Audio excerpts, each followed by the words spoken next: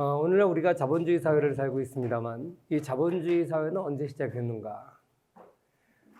많은 사람들이 영국의 산업혁명부터를 이제 자본주의 기점으로 봅니다. 막스가 그렇게 봤기 때문에. 그러나 사실 자본주의라는 것은 딱 언제부터 시작됐다 이렇게 말하기가 쉽지가 않습니다. 캐피탈리즘, 자본주의를 캐피탈리즘이라고 영어로 얘기하는데 이즘이라는 것이 붙었으니까 어느 한 사람의 사상 같은데 그렇진 않습니다. 막시즘 그러면 막스가 만들어낸 사상이죠. 근데 캐피탈리즘은 캐피탈이 만들어낸 거 아니잖아요. 그죠? 캐피탈은 사람 이름이 아니잖아요. 이번 학기에 경제사를 공부하면서 캐피탈리즘이라는 것은, 자본주의라는 것은 오랜 세월을 거쳐서 서서히 나타나게 된 어떻게 보면 자생적 질서고 인류 문화의 유산이다 이렇게 볼 수가 있어요.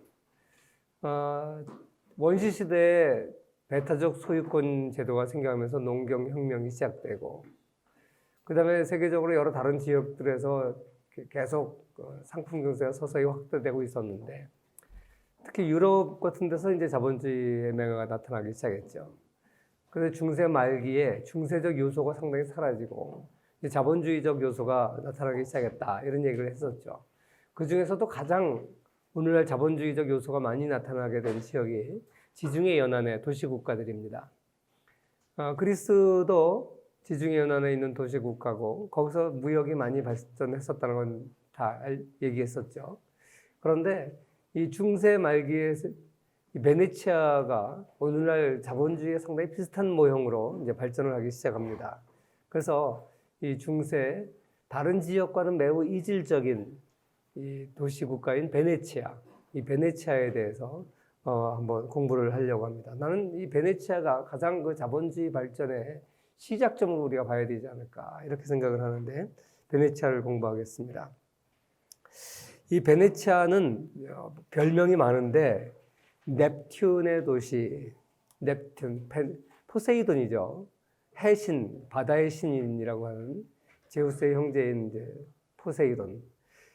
바다나라라는 표현을 쓰기도 하고 그런 그 베네치아에 대해서 공부를 하겠습니다. 혹시 여러분 이 베네치아에 대해서 강의하는 것들은 여러 책에서 이제 정리를 한 건데 로저 크롤리라고 하는 사람이 쓴 500년 무역대국 부의 도시 베네치아, 또 바다의 제국들, 기독교와 이슬람의 지중해 쟁탈권 이런 책들을 보면 이 베네치아에 대해서 자세하게 나와 있습니다. 그리고 로마인 이야기를 쓴 시오노 나나미도 로마인 이야기를 쓰기 전에 베네치아의 도시 이야기라는 책을 썼어요. 이건 두 권으로 된 상당히 두꺼운 두 권으로 된 책인데 왜 베네치아의 역사에 대해서 썼느냐 할 때 서론에서 이렇게 얘기를 했어요. 이 나라 이름 국채가 바뀌지 않고 1000년 이상 간 나라가 별로 없다. 베네치아가 1100년, 1200년 갔어요. 그래서 가장 오래된 나라. 그래서 이 베네치아가 독특하고 그 다음에 사실 르네상스의 알맹이가 베네치아다. 베네치아에서 끝났어요. 피렌체에서 시작돼서 베네치아에서 끝났죠. 피렌체에서 시작된 르네상스가 로마를 거쳐서 베네치아에서 끝났습니다. 그래서 이 베네치아라는 도시는 굉장히 독특한 도시이면서 르네상스의 꽃이었다. 그래서 어떻게 보면 이 베네치아는 같은 그 중세 시대에 있으면서도 중세적 모습이 별로 없는 독특한 도시입니다.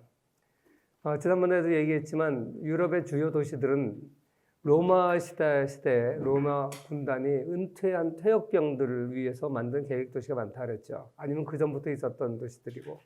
그런데 이 베네치아는 훈적의 공격을 받아서 도망가서 생긴 바닷가에는 그 라구라라고 하는 섬에 갯벌지대에 생긴 아주 독특한 도시입니다. 그러니까 이 로마 시대에 없었어요.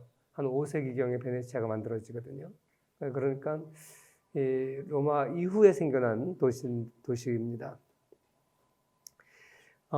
대부분 그 유럽 도시들이 유럽 국가 봉건 자원들이 자급자족적 체제라 그랬죠. 교역도 별로 없고 게르만족이 이동해 오면서 치안이 불안해지니까 교역을 할 수가 없고 그래서 장원의 모습은 자급자족적 모습이었습니다.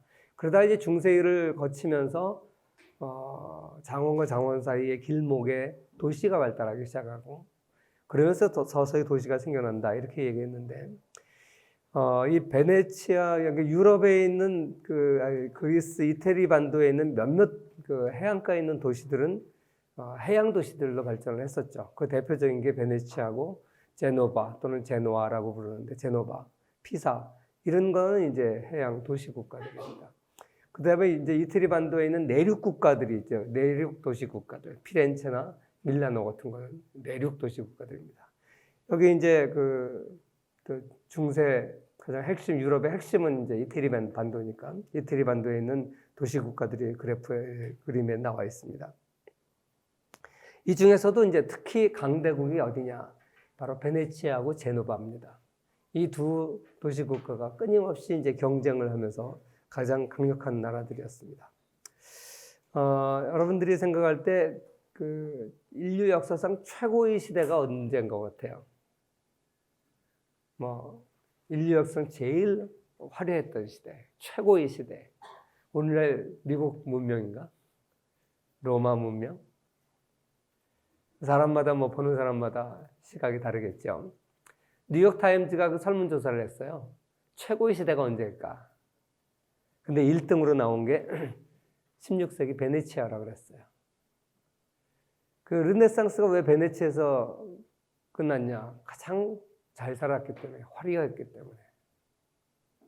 그래서 우리가 지금 아는 것보다 이 베네치아라는 도시국가는요, 비록 조그만 도시국가지만 이때 당시 중세 말기에 가장 잘 살았던 나라입니다. 아까도 이제 베네치아의 별명에 대해서 얘기했지만 시오노 나나미는 도시, 바다의 도시라 그랬고 로즈 클로리는 바다 나라, 다 바다가 들어가요. 사실 도시예요. 그런데 국가예요. 도시 국가니까. 유럽과 동방의 두 경제 체제를 돌아가게 하는 톱니바퀴다. 유럽의 신성로마 제국이라든지 동로마 제국, 그 뒤를 이은 신성로마 제국, 또 이제 서로마, 그 다음에 이제 동쪽의 터키, 오스만 터키, 이 양쪽 동서양을 돌아가게 하는 톱니바퀴다. 중개 무역을 많이 했죠. 세계를 소통케 하는 통역자다. 이 베네치아의 수도 리알토 다리에 가보면 세계 모든 언어가 들렸다 그래요. 동부지중해의 지배자다. 500년 동안 동부지중해 지배자였다 그러고 기독교 세계의 수호자. 사실 오스만 터키가 끊임없이 동방을 공격을 해 들어왔는데 사실 베네치아가 해상 지역을 장악하고 이걸 막지 않았으면 불가능했을 겁니다. 아마 기독교는 이슬람화 됐을 겁니다. 그래서 기독교 세계의 수호자라는 별명이 붙은 거죠. 물론 4차 십자군 나중에 이제 비잔티움이 몰락하기 전까지는 비잔티움, 동로마 제국이 있을 때는 거의 힘을 많이 썼지만 특히 동로마 제국이 몰락한 다음부터는 베네치아가 그 역할을 많이 했습니다. 이 조그만 도시국가 베네치아, 인구가 그 섬에만 살 수 있는 인구는 15만밖에 되지 않아요. 그런데 이제 여러 지역을 점령하고 있었기 때문에 전체로 따지면 한 600만 정도 됐었다 그러고 그리고 국력이 프랑스랑 맞먹었다 그러고 그런데 가운데 있어서 이제 양쪽을 이제 중재를 하다 보니까 이슬람하고도 끊임없이 교류를 했어요. 사실 기독교권하고 이슬람교하고 서로 원수가 돼가지고 서로 교류를 안 했었는데 이슬람권에서도 베네치아를 통해서 기독교권과 교류를 했습니다. 그러니까 이런 독특한 나라가 베네치아입니다. 그래서 이렇게 동양권, 아시아권과 중개무역을 했던 베네치아고 그리고 베네치아의 또 한 가지 특징은 뭐냐면 경제인들이 나라를 운영한 거예요. 호모 이코노미쿠스, 경제인의 가정을 우리가 주류경제학에서 하죠. 사실 그 가상의 존재죠. 경제인이라는 것은 모든 것을 이익에 따라서 효용에 따라서 판단을 하고 행동을 하는 그런 이제 가상적인 존재지만 사실 베네치아를 움직이고 있었던 것은 어떤 이데올로기도 아니고 경제적 이익관계라는 거예요. 그래서 독특한 나라라는 거죠. 경제인들이 귀족이고 그 사람들이 국가를 장악하고 그 사람들이 모든 걸 움직이는 그런 독특한 나라다. 베네치아 사람들은 독특한 특징이 몇 가지 있는데 아무래도 바다에서 곤돌라 여러분 알죠? 베네치아에 가면 곤돌라가 많이 있는데 이렇게 낮은 데서는 짝대기 같은 걸 이렇게 밀고 지나가다가 노를 져서 다니고. 베네치아의 주요 성수단입니다. 베네치아는 라구라라고 하는 갯벌지대에 세워진 도시라서 이게 수천 년이 가면서 깔아앉았어요. 그래가지고 전부 골목이 전부 물로 차 있어요. 집들이 전부 밑에는 물에 잠겨 있고. 그러니까 주요 운송수단이 곤돌라예요. 좁고 긴 배죠. 그래서 이제 택시 이렇게 써 있어서 가보면 택시가 아니라 곤돌라예요. 버스 써 있어서 가보면 좀 큰 배야. 밑에 넓적하고 큰 배. 물론 거기도 이제 골목골목 걸어갈 수도 있죠. 그런데 골목 아주 좁아요. 주로 운송수단이 곤돌라인데. 이렇게 배를 타고 주로 다니면서 사람이 커뮤니케이션 하려면 때로는 파도 소리도 들리고. 그러니까 빨리 말하면 알아들을 수가 없어요. 천천히 이렇게 말을 해야 되고. 그 곤돌라를 딱 타보면 저 사람이 관광객인지 베네치아인인지 알 수 있대요. 관광객들은 타면 막 넘어질 것 같으니까 다 앉아요, 이렇게 배. 근데 이 사람들은 딱 서서 두 다리를 균형 딱 잡으면서 배를 타고 와요. 서 있으면 베네치아인이래요. 반면에 이제 도시국가 중에 육상 도시 대표적인 게 피렌체죠. 피렌체는 마키아벨리 같은 사람이 유명하죠. 이 피렌체 같은 경우는 이제 내륙 국가인데 피렌체는 말이 빠르고 그런데 베네치아는 느긋한 이런 말투를 가지고 있다 그래요. 건국 후 멸망할 때까지 1200년 동안 공화제를 유지했던 나라예요. 그러니까 왕정에 의해서 계승되는 어떤 왕이 지배한 나라가 아니라 시민들이 뽑은 대표가 그 대신 종신제예요. 종신제, 도제라고 부르는데 대통령 같은 이제 대통령 같은 그런 사람을 여기서는 도제라고 불렀는데 이 도제가 종신직이에요. 죽을 때까지 하는 거예요. 근데 선거에서 뽑아요. 그리고 이제 그 귀족들이 다 상인들이에요, 상인. 왜냐하면 여긴 먹고 살 게 자급자족할 수 있는 게 소금하고 생선밖에 없어요. 다 무역을 해야지 먹고 살 수 있는 도시예요. 그러니까 당연히 무역이 발달하고 상인들이 부자가 많고 그 사람들이 이제 귀족이죠. 그래서 이제 원로원 의원도 선출로서 뽑고 시대에 따라서 달라지는데 120명에서 200명 정도 되는데 이렇게 재산을 이제 무역을 통해서 얻은 사람들이 이제 귀족들이고 이 시대는 아무래도 전쟁이 많았으니까 그 전사자 가족들에게는 유족 연금을 제공하는 나라예요.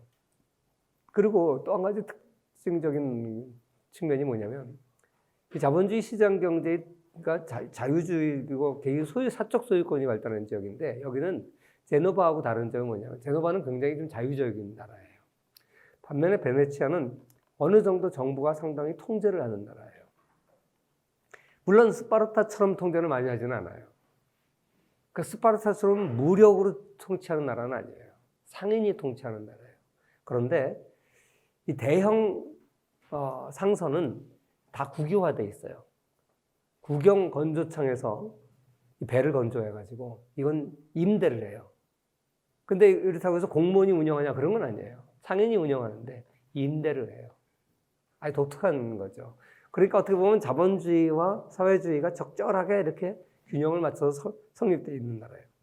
작은데 그리고 이제 단거리를 가고 밀 같은 거 수송하고 뭐 이렇게 부가가치가 높지 않은 걸 수송하고 이런 배들은 개인이 소유할 수 있지만 뭐 향료라든지 아주 고가 장거리를 수송하고 장거리를 가는 배들은 다 국영이에요. 그런 아주 독특한 나라입니다.